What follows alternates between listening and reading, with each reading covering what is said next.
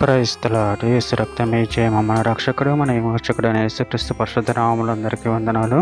చిన్న ప్రార్థన ద్వారా ఈ రాత్రికాల వాక్యదానం చేసుకుందాము. పరిశుద్ధుడ మహాగణుడైన దేవ యేసయ్య, సర్వాధికారి నాయన, మీకే వేలాది వందనము కృతజ్ఞత స్తుతి స్తోత్రం చెల్లించుకుంటున్నాను దేవ ఈ రాత్రికాల సమయంలో ప్రభు వాక్య భాగం ధ్యానిస్తుండగా వాక్య భాగం మాకు అర్థమవులకు సహాయం చేసి మీ కృపలో బలపరిచి మీకు మాదిరిగా మమ్మల్ని నడిపించమని చిన్న ప్రార్థన ప్రభు యేసుక్రీస్తు అతి పరిశుద్ధ నామములో అడిగి వేడుకుంటున్నాను తండ్రి. ఆమేన్ ఆమేన్. యెషయా గ్రంథం 65వ అధ్యాయము 17వ వచనము. ఇదిగో నేను క్రొత్త ఆకాశమును క్రొత్త భూమిని సృజించుచున్నాను, మనవటిపై మరవబడును, జ్ఞాపకమునకు రావు. ఆమెన్. దేవుడి వాక్య భాగం దీవించును గాక. ఆమెన్.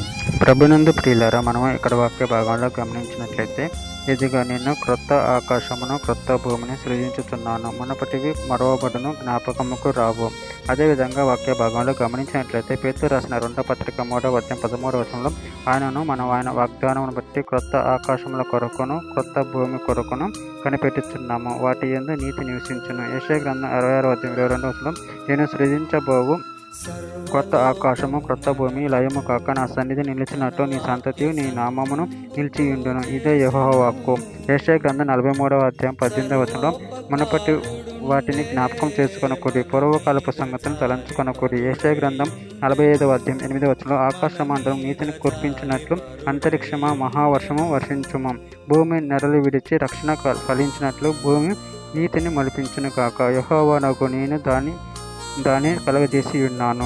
మత్తయి సువార్త 19వ అధ్యాయం 28వ వచనం యేసు వారితో ఇట్లా నేను పునర్జన్మందు మనుష్య కుమారుడు తన మహిమ గల సింహాసనం మీద ఆసీనుడై ఉండునప్పుడు నన్ను వెంబడించిన మీరును 12 సింహాసనాల మీద ఆసీనులై ఇజ్రాయేలు 12 గోత్రముల వారికి తీర్పు తీర్చుదురు.